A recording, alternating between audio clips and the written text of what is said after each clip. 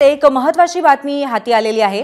बारामतीमध्ये युगेंद्र पवारांकडून पैसे वाटप सुरू असल्याची तक्रार नोंदवण्यात आली आहे। निवडणूक आयोगाकडून युगेंद्र पवारांच्या शरयू टोयोटा शोरूममध्ये सर्च ऑपरेशन सुद्धा करण्यात आलं। मात्र तपासणीत काहीही न आढळल्यामुळे निवडणूक निर्णय अधिकाऱ्यांनी सांगितलेलं आहे।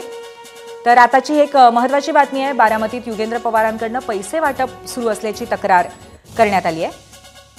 या संदर्भात जयदीप भगत आपले प्रतिनिधी आपल्या सोबत आहेत। जयदीप, नक्की कशा पद्धतीची तक्रार आहे, काय माहिती मिळते याबद्दल?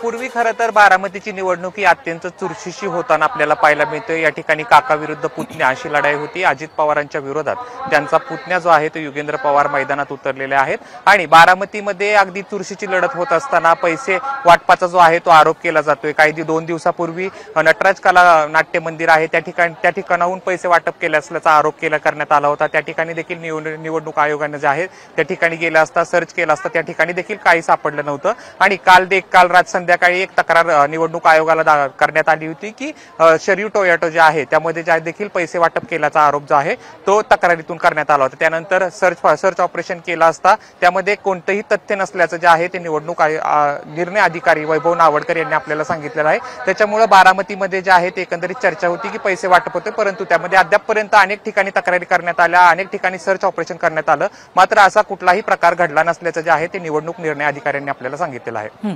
पूर्वी धन्यवाद जयदीप आपण दिलेल्या माहितीबद्दल।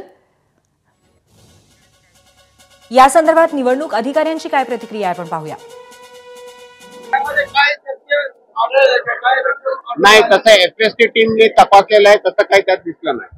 काल आपल्याकडे अशीच एक तक्रार अननोन तक्रार आली की शरयू टोयोटा जे आहे त्या ठिकाणी पैशाचं वाटप सुरू आहे। आपण त्या ठिकाणी सुद्धा जी आहे ती तपासणी केलेली आहे। नाही, कुठलेही तथ्य आढळून आलेले नाही। एबीपी माझा, उघडा डोळे बघा नीट।